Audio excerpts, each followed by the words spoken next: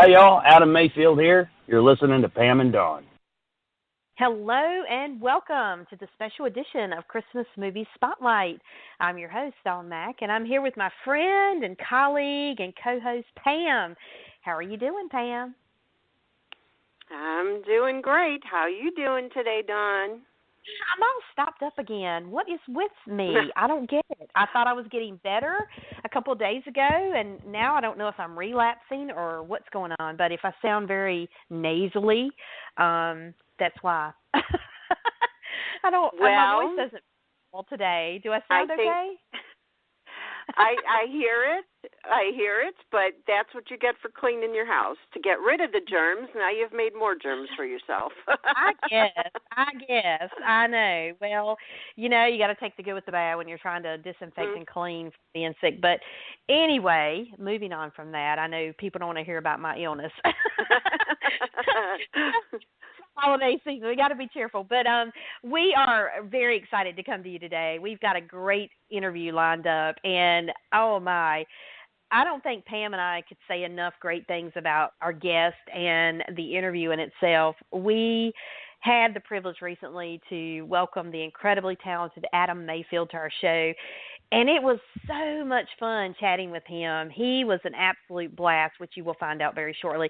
The guy could talk a blue streak, as we say in the South. He could talk about everything under the sun. He had so many topics. How in the world did we manage to cover as much as we did in the time that we chatted with him, Pam? I'm still baffled by it. Seriously, I have no clue. I mean, when you're talking to somebody that's so interesting and so much fun and, so free with what he needs to say and wants to say, the time just flew by and, you just don't pay attention to time. That's all there is to it. And I'm telling you, I could have listened to him talk all day. So, unfortunately, we can't do that because could you imagine airing a show in 16 parts? Oh, I know, for real. But, I'll say this. For Adam, a lot of times, and what folks may not know is that Pam and I, we have our time limits with our guests. And with Adam, it was very liberal. I mean, he was like asking us how much time we had, which was hilarious because you don't usually get that. And so, this interview may be a little bit longer than normal, but at the same time, it's so incredibly engaging and interesting. You won't want to miss a second of it. He tells he's a great storyteller, I guess is the best way to put it. Has some great behind the scenes stories of some of his acting gigs that he's done through the years. So it's a really good interview indeed. Absolutely. And All My Children fans, you do not want to miss this interview. And also, Adam is starring in the upcoming Lifetime movie Christmas Harmony, and that premieres on Saturday, November 24th at 10 Eastern, 9 Central. And I will say this, if you have not seen the trailer yet for Christmas Harmony, go over to YouTube and check it out before you have a chance to see the movie to get a feel for what the movie's going to be. It's going to be awesome. There's music and there's singing in this movie, which are always the best Christmas movies ever anyway. And so it's going to be a cute movie. You're going to love it. So we are so excited and honored to bring you now our interview with Adam-Mayfield. Enjoy the show. We want to thank you again for calling in. We really appreciate it. We know how very busy you guys are about making those films and everything. So thanks for taking the time to speak with us. You're welcome. Thank you for asking. So you're welcome. Well, when did the little bell ring in your head and say, hey, Adam, you should be an actor?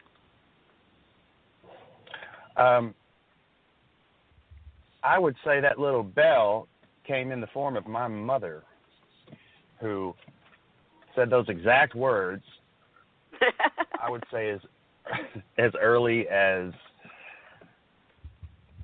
5 years old, 6 years old. And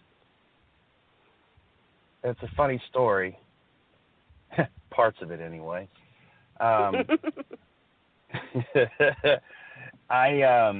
I originally started acting because it's not what I wanted to do, but it's what I thought I wanted to do. And, you know, my mother, she, I love my mother. My mother was a great mom. And like all parents, she just wanted the best for me. And she saw a lot of potential there. And somewhere along the lines during my early childhood, it just, the lines blurred as to what, you know, whose passion was whose, let's put it that way. Mm-hmm. And so I began this love affair with acting. I started performing in plays when I was a little boy, and I went to a performing arts high school, and I graduated from the Goodman School of Drama in Chicago, now known as the Theater School of DePaul. And I moved to L.A., and things came really easy for me right away. I got a manager. I got an agent. I got a part in a show, very popular show at the time, called Boston Public. I just outed my age. That. Oh, yeah. Yeah. And things were looking good. And then they weren't. My agent decided to retire, and I had a really, really, really hard time finding another agent. And it was the first time that I experienced that kind of rejection in my life. Mm-hmm. Now, granted, it's not the end of the world, but it was still a bit of a wake-up call in that, okay, maybe this wasn't going to be as easy as I thought. In fact, that's one of the reasons why I went to L.A., I'll be honest with you, because I thought it would be easier than New York. I didn't have a lot of confidence in my talent. I didn't have a lot of confidence in myself, period. And New York was too intimidating. Whereas we've all seen TV shows, we've all seen commercials and thought to ourselves, hell, I can do that. Yeah. In fact, my old manager, God, I miss him. Ted Gekas. I would come over to his office, and he had a little TV in his on his bookshelves. He had these like floor to ceiling bookshelves along his wall, and he had a little TV, and he would be watching any number of television shows at any time. And in the middle of our meetings, he would glance over at the TV and scream, "Do you see that? You see that right there? Any one of my clients could suck as bad as that guy." Oh, my gosh. But did they get the job? No, this schmuck did. And I just loved that. And that pretty much summed up my level of confidence at the time. And it got worse before it got better in that you know, it's such a cliche that you better have some white hot fire in your belly to do this if you want to not just be happy but remain sane, because it's going to test you. Unless you just are one of those lucky people who had the world at your feet, and there are some fortunate people like that. You better be as passionate about this as you are life itself. And I wasn't. I discovered. And then I got really scared. And I realized, Adam, you better figure this out. Do you really want to do this? And if so, then you have to learn to love this. You have to learn to love this, because right now you don't. And you probably never did, really. And I think a lot of times just by telling ourselves certain things and putting out to God, the universe, what have you, your intention that comes from a soulful place inside, sometimes by just saying it, things start to change. Right. You know, you start seeing things differently, and you don't even realize that you're doing the steps needed to take to make this change within yourself. And turns out that's what I did. I learned to love it. I discovered how much I really did love this. And my confidence shot through the roof. And I finally felt like I was good enough and talented enough. And remained humble enough at the same time to know that I'm really, really good. I'm not great. I'm really, really good. Someday I might be great. I got a lot to learn. That's where I'm at. And I love what I do. Does that make sense? Yes, it makes sense. Absolutely. Cool. It makes sense. That was the and, long-winded, that was the windbag version of my answer to your question. Well, Thank you. Well, I'm very happy that, and I'm sure Dawn is, that you shared that with us. I mean, oh yeah. You know, it's not a canned answer. It's something that you really went through in life, and you know, the struggle is real. It's life lessons. It's letting go. It's letting your life come to you in ways by giving it up to God. And you know, you've learned all that and been through all that. So thank you for sharing that. You're welcome. I appreciate you saying that. Oh, you're welcome. Well, I'm glad you stuck with it, because the very first time that I fell in love with you as an actor was when you played Scott Chandler. Oh, yes. Thank you so much. Yes, loved Scott Chandler. Love that you were Stuart Chandler's son, played by the beloved David Canary, who, of course, also played Adam. Rest in peace, yes. Yes. Do you have any favorite memories of working with David, or from playing the role of Scott, or anything like that? I do indeed. My favorite scenes working with David was every scene I got to do with him as my father, Stuart. The sensitivity and the whimsy and the vulnerability that he brought to that character. Yes. Excuse me.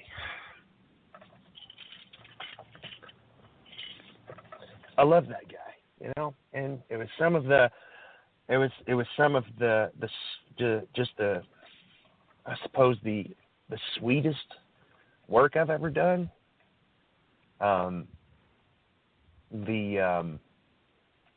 There was such a kindness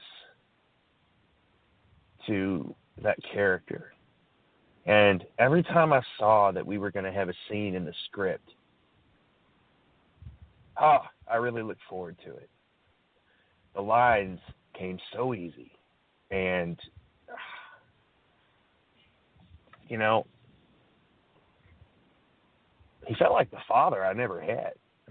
Granted, he was simple, and no one ever really talked about what it was that he may have suffered from, if anything. Although he never really suffered. He was one of the only characters that didn't suffer. Exactly, until the end. Yes. And so what appeared to be an affliction, for all intents and purposes, you know, turned out to be the very thing that everybody in Pine Valley needed more of. Exactly.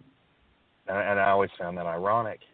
And I got to be his son, you know. And I think at what happened when I got cast was they had forgotten that my character was adopted because turns out one of the reasons I got cast was because I looked so much like David Canary at the time. Yes, you did.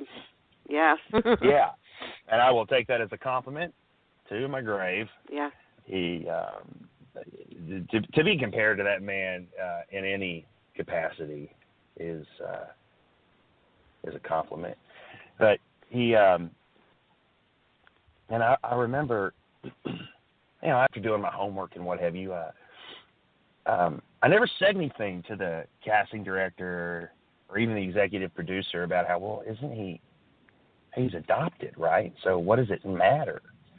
Because, in my own mind, I didn't want to screw up my chances, even though I already had the job. Right. You know what? If their memory's a little shoddy on how this all started, that's fine by me. 6 weeks down the road, it's like, well, he's really not cutting it. Oh, but he looks so much like him. Let's keep him. So,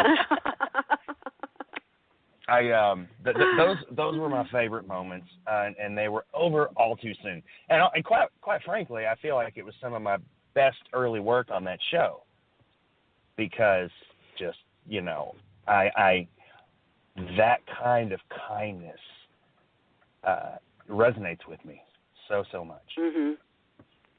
Yeah. I can't even tell you how much I still miss All My Children and One Life to Live. I'm just heartbroken, and it's like 7 years, I think, now since they canceled it. But yeah. People. How could you? People had such a relationship with those shows, mm-hmm. and I understand it. I just like a lot of people. Yeah, I didn't understand the importance of this medium of serial melodrama until I experienced it from the other side of the camera, and I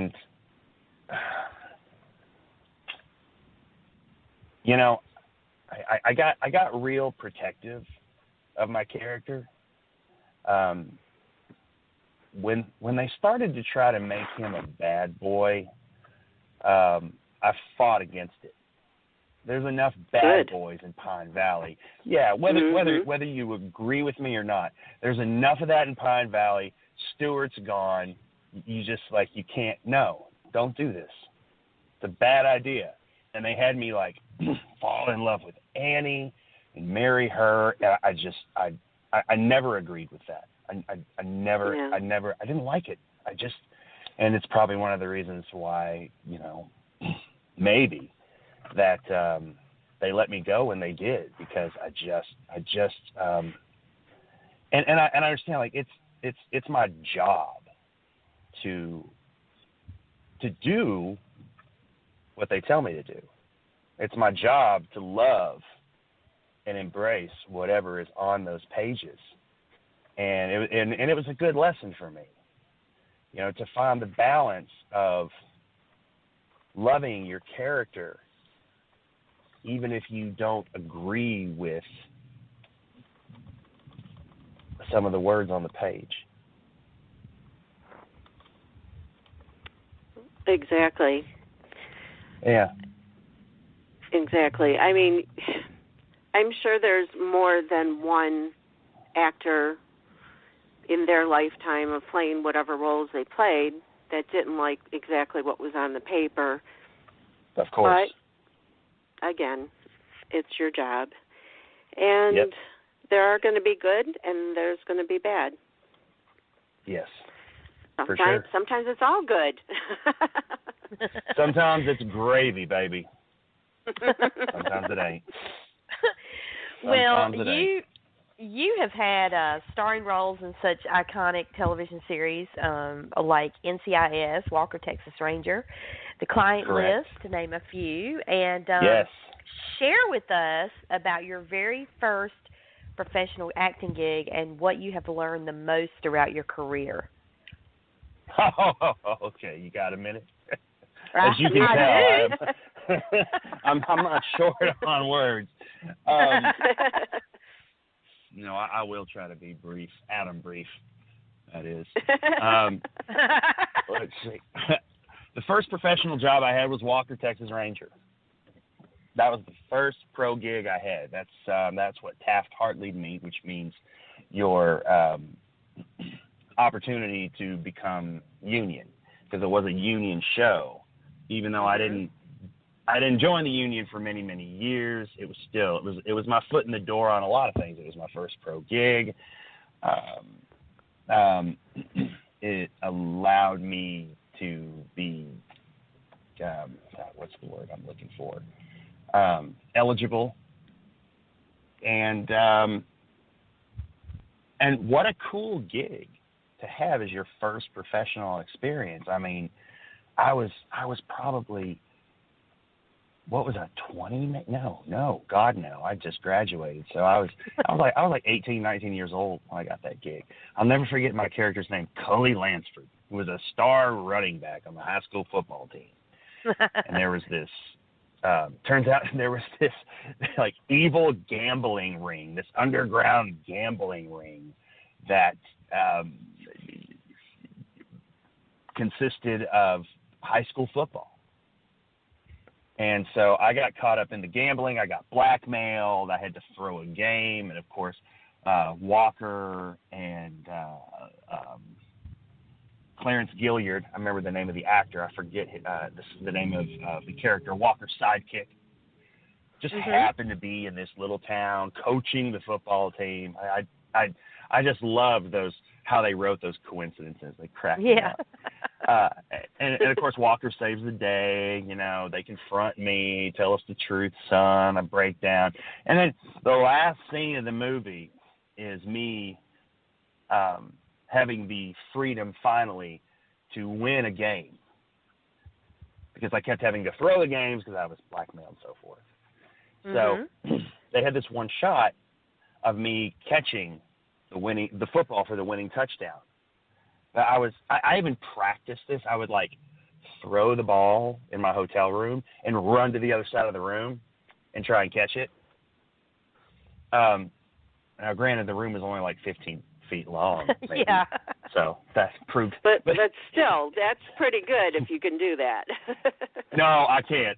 I couldn't. So, somebody had suggested it the day before rehearsal because I couldn't catch the ball to save my life. And so the day of, I was a terrible athlete, by the way. I've always been tall. I've always sort of had this all-American look about me that people say. And yet I was terrible. I was awful my whole life in sports. So here we are on the field, take after take after take. I cannot catch this ball. And so finally they put my jersey on this kid, because they used a real football team. They put my jersey on this kid. And when you watch it, you see me running, you see me looking, there's this close-up of me, looking at the ball. And then it cuts to like a medium shot of this guy who clearly isn't me, like actually catching the ball. And then it cuts back to a close-up of me with the ball in my hand and running. Oh, so happy. And every time I see it, it makes me laugh because it's so obviously not me. I love that. And, there was the day of the walk and talk scene with Chuck Norris. And walk and talk meaning that we were walking and talking alongside of each other for the whole scene. They had to build a platform about a quarter mile long for Chuck because he's so much shorter than me. Wow. For him to walk on. Yeah, for him to walk on during this scene. And he's got a great sense of humor about it. He has to. The guy's like, I don't know, 5 and just a little bit of change, if I remember correctly. So that happened. And, honestly, I couldn't tell you what I learned other than the experience I got. It was my first time. I was so green. and it was in Dallas, and I lived in Houston. But in Texas, it's really like it's no big deal to have to drive from Houston to Dallas for an audition and drive right back, or to Austin. Yeah. We do it all the time. And I've been so spoiled living out here. I'm like, oh, I got to go to the West Side. Really? Oh, it's going to screw up my whole day. and all I'm thinking is that for your first professional acting gig, I don't think it could get any cooler than being on Walker, Texas Ranger and being in a show with Chuck Norris. I mean, you know, being your age at the time, that was probably like, holy cow, you know, who does this? It was huge. Is this like real life right now? Yeah, I know. I did. I felt the same way. I thought, this is so cool. I'm going to be on TV. But the thing I've learned most, as far as acting goes, is to stay out of my own way. Because I'm the only one that ever gets in my way. Whether it's nerves, ego, shame, you know, I'm the only one stopping me. And I say that, and yet I'm still learning it. I still forget it. I still come up against that stuff that I reckon we all come up against. Right. That prevents us from moving forward with, well, whatever your circumstances may be, whatever your dreams are. Mhm. Or, in my case, whatever you think your dreams are. Yeah. Yeah. But, that's probably the simplest way I can put it as far as the biggest thing I've learned. And what I love about my profession and my craft is that, I mean, literally, whatever I learn, I can apply to my life. It is that art form. Whatever I learn, I can apply to my life, and it makes me a better person, a more whole person. And it's just so cool. That is really cool. I mean, when you can actually apply, you know, pull and glean from what you do for career and for a living, and somehow apply that to real life and the life you live. Sometimes it's the other way around. You know, you pull from your life to contribute to your career or your passions, or you know, or your passions sometimes define your life. You know, so it's really interesting. You know, to hear you say it's almost like a reversal. That has kind of, you know, helped you in life. Yes, and I'm glad you mentioned that, because it is synonymous. Things I learn in life I can apply to my craft, and the things that I learn in my craft I can apply to my life. You know, I don't think everybody gets to say that about what they do for a living. I was going to say, I mean, Pam and I have interviewed numerous people, and you're probably the only person that we've ever interviewed that has ever, you know, put it in that perspective and has that kind of perspective of what it's taught you. And, you know, and not only what you've learned throughout your career in terms of, you know, it's always related back to the career, that question, but, you know, it's interesting to hear you know, imply how it's kind of related back to your life, which is really, really interesting. Well, thank you. Yeah, I don't, you know, the longer I'm on this planet, the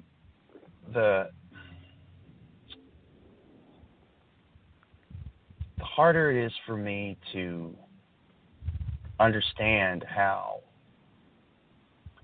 some actors can be so tortured and be so brilliant on stage or behind the camera. For me, now, it's not hard to accept, and it's not hard to not judge that. I have had my own struggles. Believe me. We can go into that later if you want. I don't have any qualms about, talking about basically anything, because I feel like, especially with interviews like this, which I'm very grateful for, maybe somebody out there listening to this will think, I am so glad. I thought I was the only one. And if he went through that and he persevered, maybe I can too. So, I try to keep it real, I guess. But the more I learn about myself, the better human being I become, the better actor I become, because I'm more honest, I'm more authentic. I'm a wholer person. Well, and I think that, you said something earlier in the interview that kind of resonated with me, and that is, once you gain that confidence in yourself of who you were as a person, that you weren't trying to find your identity in your career or in any character you were playing, but just in who you were as Adam-Mayfield, you were able to kind of take that and move forward with that, so that no matter what role you played, you would always bring that honesty, that integrity, and make the role, great, no matter what you were portraying. And you're right. You just read the headlines daily, and you see so many celebrities who are tortured for one reason or the other, and then they go out here, and when they perform, whether it's music, movies, television, whatever, they're just, like you say, they're brilliant. And you can obviously see that somewhere along the way they've never found that confidence needed to just be comfortable in their skin and go forward and not feel like that being themselves, they have to still live up to that same ideal or objective, persona that, whoever they may portray on a show or, on stage, is who they have to be in life, off stage. And there's no separation there. And it's very difficult, I would think, for anyone that's in the public eye to be able to do that. But you're one of the lucky ones, it certainly sounds like. I do feel like I'm one of the lucky ones, in a sense. It's a double-edged sword. I think there's a lot of artists out there who have a natural ability, and in the case of acting, they just have this natural ability to give themselves over to a character. They have this natural ability to let go. I had to learn that. I had to learn how to let go. And so I think that is why I associate my own personal growth with becoming a better actor. So I suppose I can understand that plight and that struggle. But like you said, I'm one of the lucky ones, I feel. Yeah. Yeah, and as you were saying, when they give themselves over to so naturally to perform in a role that they're so comfortable in, and then they step out of that, it's almost like they don't know what to do with themselves, because that's a whole separate thing, So yes, you are indeed lucky, and that kind of leads me as a great lead into my next question. And of all the starring roles that you have held, what do you consider to be your most challenging role that you've played? My most challenging. God. Oh, man. Scott Chandler. Oh. Scott Chandler. Some nights I had 40 pages to memorize. Oh, my goodness. People talk about, how bad the acting is on soap operas. Well, you try memorizing 25 pages a night and make it real the next day. Not only real, but melodrama real, where you are not only believable, but the conflict is so heightened that it just grabs the audience by the you-know-what. That's part of the, I imagine, the thrill of watching it. You know,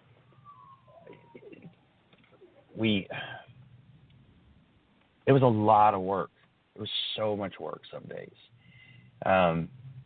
Some days it wasn't, and I'd never done it before. And it's funny is that it got harder as I went along.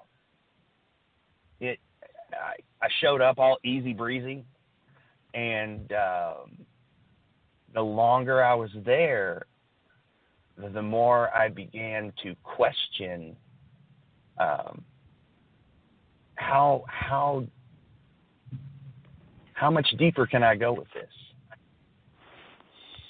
and still do my job, and still make it fun, especially when, oh God, like I said before, you know, the decisions that the head writers made for my character just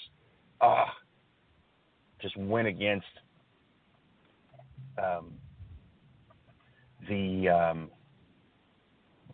what I had created. And again, that's kind of on me professionally. That's what made it such a struggle, and that's what made it such a valuable lesson. So yeah, you know, as crazy as it may sound, it's only soap opera, people, but that was the most challenging thing that I've done to date. Well, you know, on the soaps, just it doesn't matter which one you watch. I mean, they are believable, and I think the reason why they have been so popular for so long is because the characters that you see day in and day out that you grow to love, like yourself, you know, people, the average viewer doesn't realize that you just had to memorize 25 pages of material to film the next day, nor do they understand the behind the scenes that, you know, in the world of soaps nowadays, it's a one take world. I mean, it's so fast moving, but God. then you got but you got all this material and that you got to go home and you got to learn 40 pages for the next day of shooting. You know, but when you deliver it and people view it, they know none of this behind the scenes stuff, and they just you know, it becomes so believable and it seems real. It becomes real, and I think that's the mark of great acting. And you know, as challenging as it may be, to be able to pull that off every single day. I mean, it's not like filming a movie for a couple weeks or months and going on about your way. It's a constant. Yes, there were only, I hate to say this about everybody else, most of everyone was so good on that show. There's so much talent on that show and so many good people that embraced me when I got there. That being said, the two people that I thought, man, not only are they nailing everything they do, there is a realness to their work that could translate into any other medium of performance. And that was what is it? Ricky Paul, and Ricky Paul Golden. Ricky Paul Golden and Thorsten Kaye. And those guys, they there was something about what they did that for me was just so watchable. And I just loved watching them, and I loved learning from those guys because, you know, they were up there and they were nailing it, but it wasn't melodrama. It was real. Those two guys. That's how I always felt about those two. Yeah, I couldn't agree more. Very, very talented actors, and so many of the talented successful actors that you see on screen these days, whether it be on television or in movies or something, they started in soaps. And a lot of people that watch them now, if they've never watched them on a soap, they would never know that. And then when, they make fun of soap actors, it's like, hey, wait a minute. Like Nathan Fillion is one that always thanks his roots of being on a soap, on One Life to Live. Yes. And he's very Yes. grateful for that time, and it taught him everything, that he knows and does. And I love the actors that embrace that and tell the world there's nothing wrong with being on a soap opera. Yeah, they're cheesy sometimes, but you know what? They're still good TV. Yeah, and it's the medium is more challenging than ever. I mean, back in the day, I heard stories. They would show up that day. They would rehearse. They would have a run through. They would have they would rehearse some more, have another run through, and then they would perform live. Mm-hmm. But they had so much prep time. Now it's go home, learn your lines, show up. Okay, you got one take. Was it good for camera? Great. Moving on. And you're like, exactly. That was some of the worst acting I've ever done. I was just getting warmed up. And they're like, no, We're good. Thank you. We're good. Yeah. I thought, oh, my God. Ricky used to do this thing. Ricky Paul used to do this thing. And I didn't realize that's what he was doing at first. I just thought, man, this guy is lazy. He never knows his lines. He's always messing up takes. And then somebody told me one day, it's like, no, that's not what he's doing, man. I'm like, what? Come here. And they're like, motion, come here. And so we went to the dressing room, and he closed the door, and he said, what Ricky does, and he just like,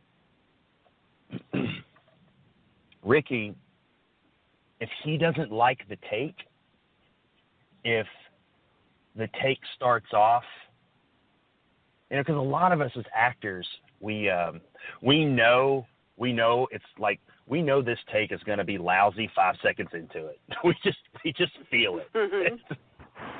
But we do it anyway because we know we'll get another shot. And the actor never calls cut.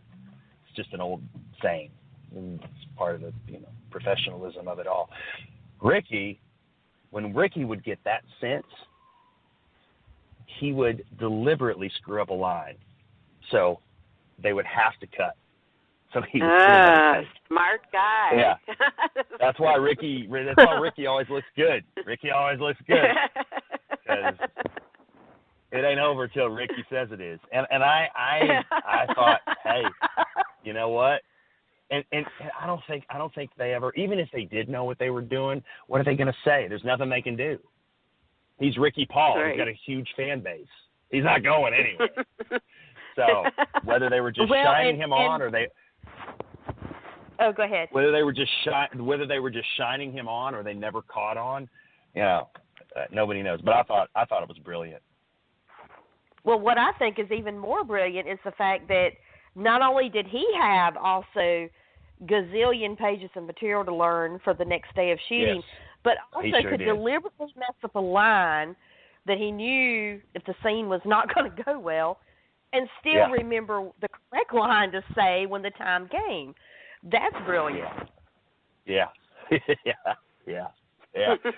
Next time you watch a soap opera,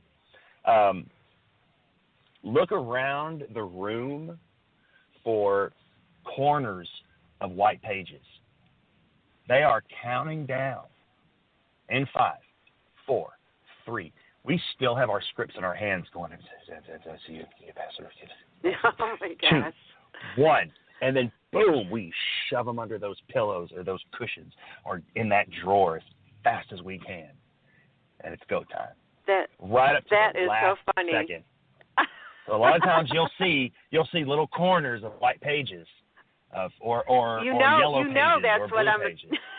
That's what I'm going to be looking for every day now, right?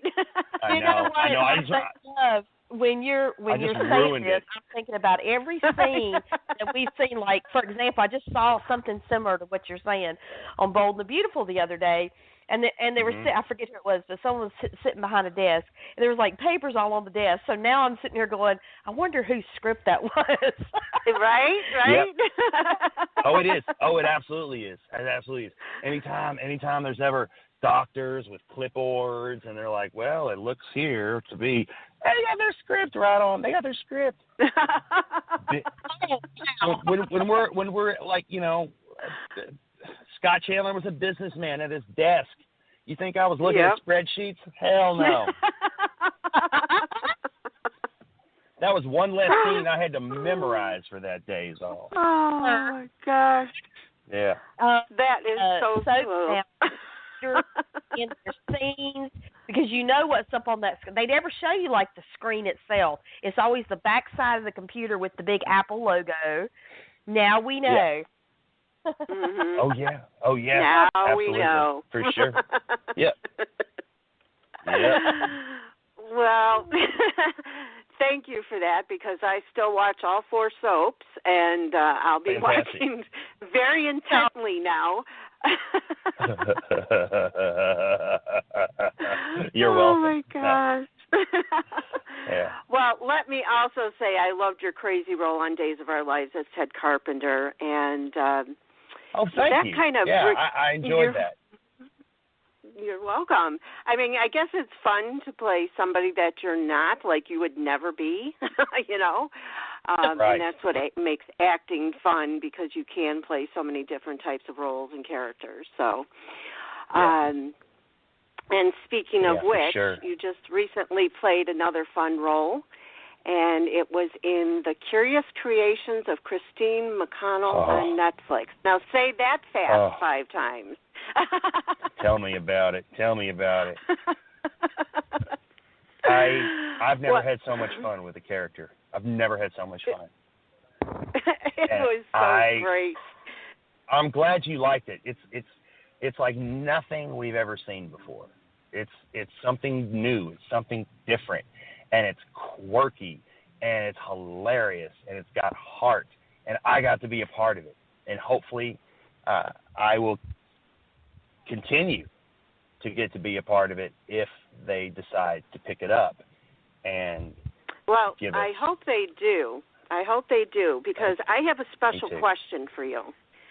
And it's from someone special in my life, which is one of my I call them G-sons because I'm too young to be grandma. I'm Nana, okay? So we do G-sons. And I love it. my G-son's name is Noah, and here's his question for you. Great. Oh, hey, Norman. When is season 2 coming out? Because I want to see what happens. Plus, don't kill Christina and the others. I want to see what happens in the next season. Thanks. There you go. That was so cool. Oh, my God, that was so cool. We were watching it, and I said, do you see Norman there? You know, I was watching it with him and his brother, and they're, oh, my gosh, I'm losing track of their ages, 8 and 9 now. And I said, I'm going to be talking to him on the phone. I said, do either one of you have a question for him? And Noah is always the one that's more outspoken and willing to do things. He said, yeah, Nana, I do. And I said, okay, well, let me record it. And I didn't say anything to him. He just did it on his own. So there you go. That was brilliant. Well, Noah, from your mouth to God's ears, I have the same burning question every day. When is season 2 coming out? When am I going to get the phone call? Congratulations, Adam. They picked it up for another season. We're going back. I just spoke with Christine the other day. She has the same hopes. And she has reason to believe there will be a season 2 because it has its own following already. I believe it. So I hear you, Noah. You just keep asking. Just keep putting that mojo out there. Keep bringing that juju because we need it, or maybe we don't. Because I tell you, Oh, go ahead. I'm so sorry. Oh, no, I was just going to say they were here this past weekend at my house again, and they wanted to watch the series again, so I'd say it's a hit. Oh, that's so great. Oh, my God, I'm tickled. I'm thrilled.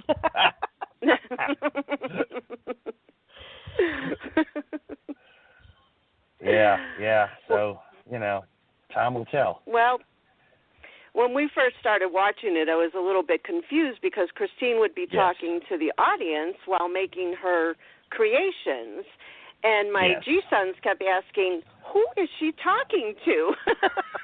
Yes. Funny, so was Rose, if I remember correctly. Who is she talking to? Yes. I've never seen a show made like that. No, nobody has, because no one's done it yet, and that's what's so exciting. Right. Not to mention the fact, I just love Norman. I just love that character, and there's so much potential there for some wonderful, crazy, weird, beautiful stuff. I do too. I love the whole cast. I love that the little animals in there, even though they're dead animals. And I don't want to give too much away for people that haven't seen it yet, but they're so quirky. I really do. I think it's great, and what I love most about it is that I was able to watch it with my G-sons. It's family oriented, and just even watching the creations that Christine comes up with and tells you step by step practically on how she did it. It was all interesting. It even kept the kids interested when she was making those things. So. For sure. Definitely. Netflix, if you're listening, let's go. Bring it on. I know. Bring it on, please. Thank you for that. Appreciate it. Well, we have to talk Christmas movies because, as you know, this is a Christmas-themed show that we do. And you have had the great fortune of starring in several Christmas movies throughout your career. And I have. What appeals most to you about this genre of movies?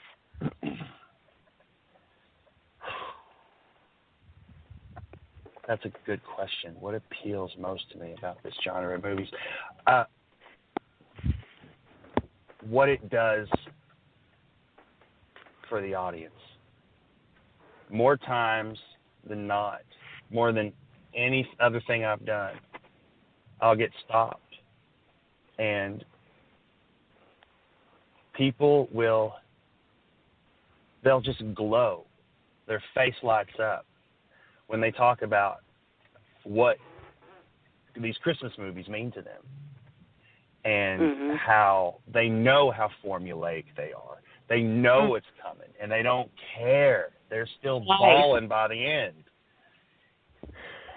So that's what appeals to me most is how it makes people feel. Mhm. Yeah.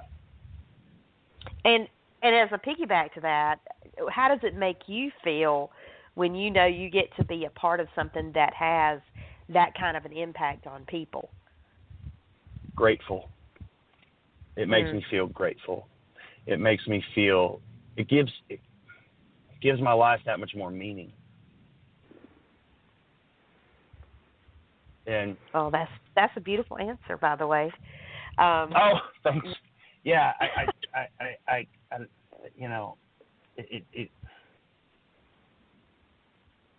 we all need to help each other. Yeah. And there's a million different ways to do it. And if you can find your bliss while still helping others, you've got it made. That's true. Because it doesn't get any better than that, honestly. No. And granted, we're not curing cancer here, and I get that. But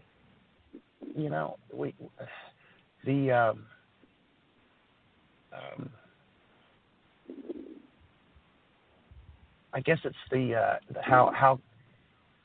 how cathartic it can be for people. Mhm. Yeah, definitely. Yeah. Well, speaking of Christmas movies, Pam and I, and I'm sure tons of your fans are so excited to see you starring in Christmas Harmony, which is coming up on Lifetime on Saturday, November 24th.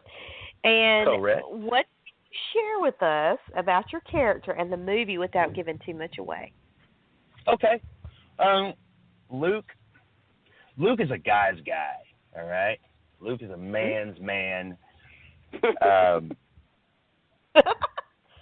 I know. I'm telling you. That's just what I play on TV, folks. If only you knew me. And he carries a lot of sadness with him, and he's got a big heart, with a lot of compassion. So he is a compassionate man that carries a lot of sadness with him. I don't want to give too much away. I just want to say that. Right. You know, his journey in the movie is discovering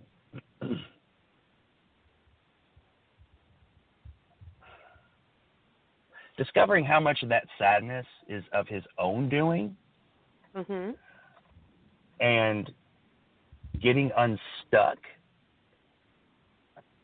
and having the courage to be vulnerable enough to allow joy into his life. That is so vague. Oh my God, that is so vague. No, that's perfect. That's perfect. I mean, it really is. It really. No plot points. No plot points, but there you go. You could be talking about any movie right now, Adam. I know. You want to talk about formulas? My God. Yeah. See, there you go. Yeah.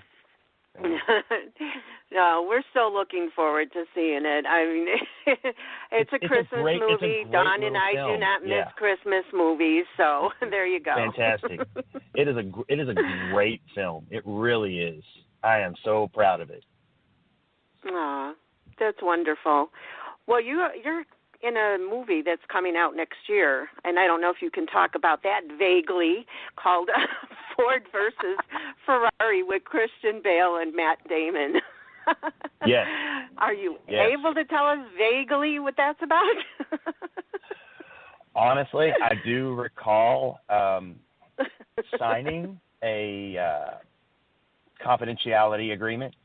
There you go. Yeah. And I don't know what I can say and what I can't say. That's all right. Don't. We don't want you to. Yeah. We'll let me see here. Let me look on IMDb right quick and just see how much of this movie they are willing to reveal. Yes, I will say that. Yes, I'm in it. Provided let me put you out of your misery. It says the true story of the battle between Ford and Ferrari to win Le Mans in 1966. There you go. And Adam is in it, so be sure to watch it. Yes, Adam is in it, and Adam does have scenes with Christian Bale and Matt Damon, which made him want to jump out of his skin and thrilled at the same time. I mean, it's just like, these guys, the amount of power in their work, while not seemingly having to do anything. Like Christian Bale is a chameleon. He creates these characters and these physicalities that he can anchor into as soon as they call action. I learned so much by watching him. And Matt, I have never seen an actor with so much power in their stillness. Love them both.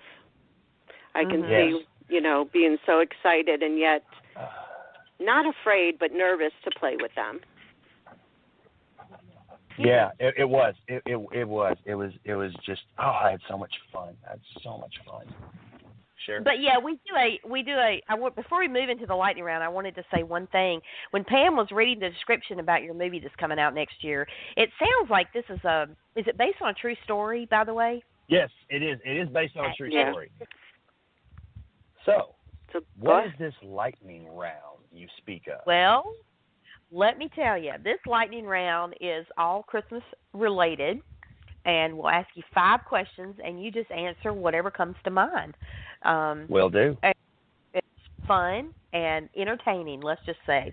I love so we'll get started. The first question is, what is your favorite? Go ahead. Hello?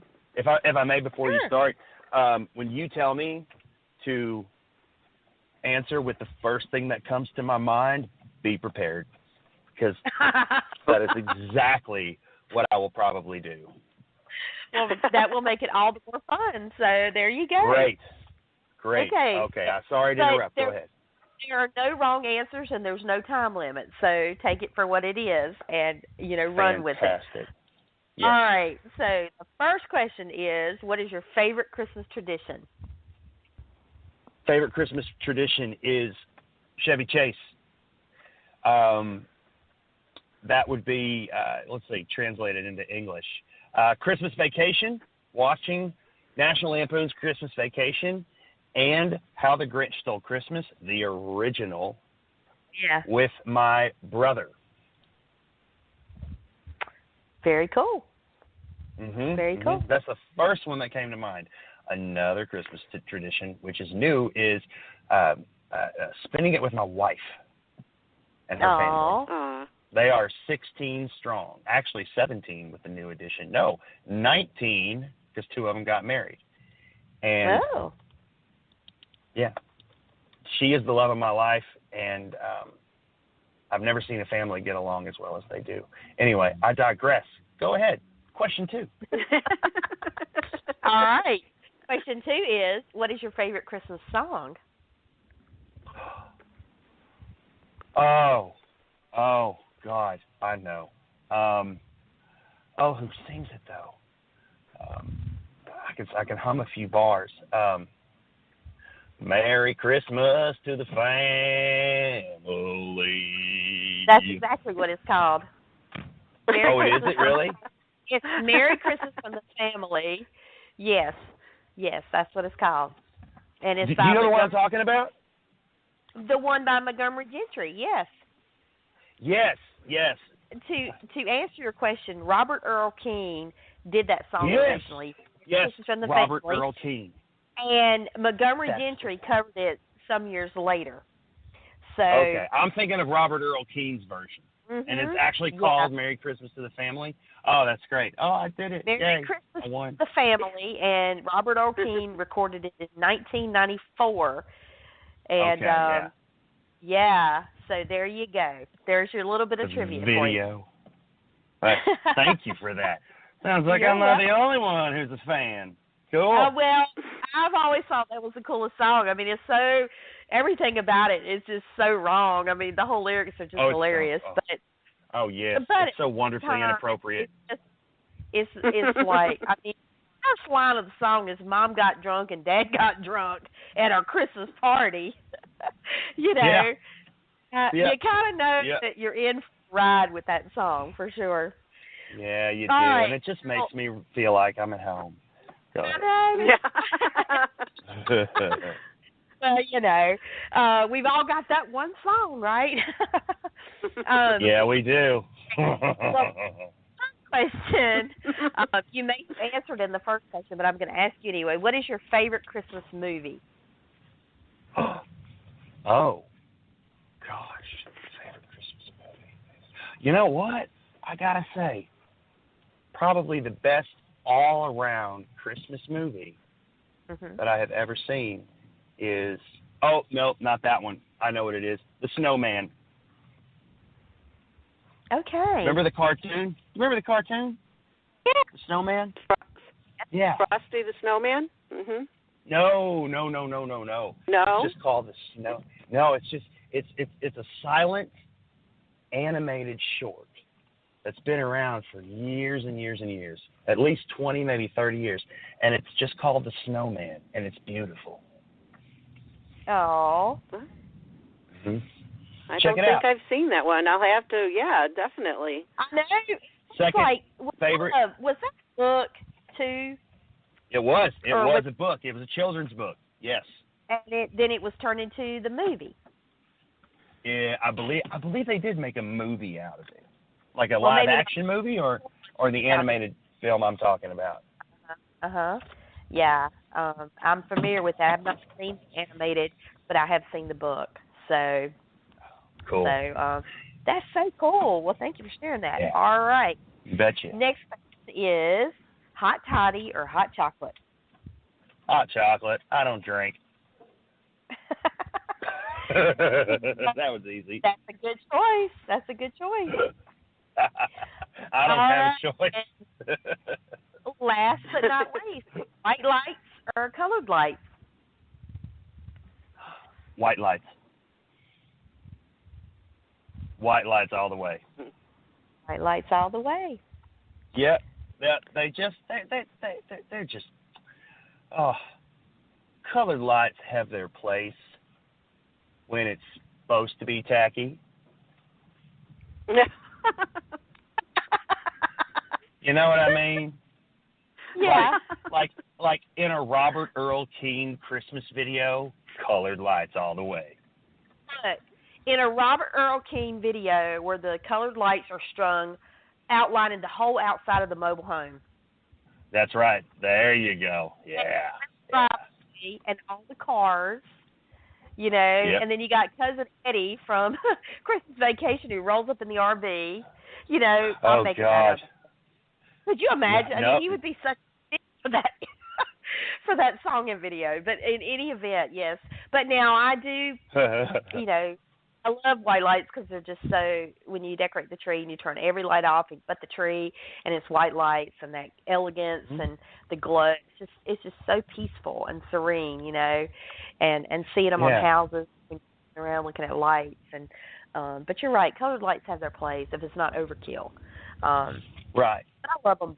It's hard to go wrong. Lights at Christmas are just, there's something so magical about it anyway. Oh, for sure. Thank you for playing. That completes our 5-question lightning round. Ha ha! Fantastic. Well, Adam, you know, we have had such a blast talking to you, and we could talk to you all night. Let me tell you, you've got some great stories. And yes, and I thank you so much for joining us as well. Love everything you do, and believe it, we'll keep watching you no matter what it is. And we welcome you back anytime, too. Oh, thank you. I'd love that. Yeah, please do. Give me a holler anytime. I love talking to y'all. Oh, thank you. You're so sweet. Very kind. Oh, enjoyed it. Yes. Well, happy that. Early holidays to you and your family. Back at you. Happy holidays. Take care. We'll keep in touch. Let's do. All righty. Y'all take care as well. All right. Thank you. Have a good night. Night. See ya. Hey guys, don't leave us yet. Be sure to follow us on Twitter at Christmas Movies. That's XMASMUVIES. And also like our Facebook page at Christmas MuVies Spotlight. Don't forget that's spelled MUVIES. And follow us on Instagram at Christmas MuVies Spotlight. And don't forget to check out our website, ChristmasMoviesSpotlight.com. That's movies with MUVIES. ChristmasMoviesSpotlight.com. Thanks for listening. See you next week.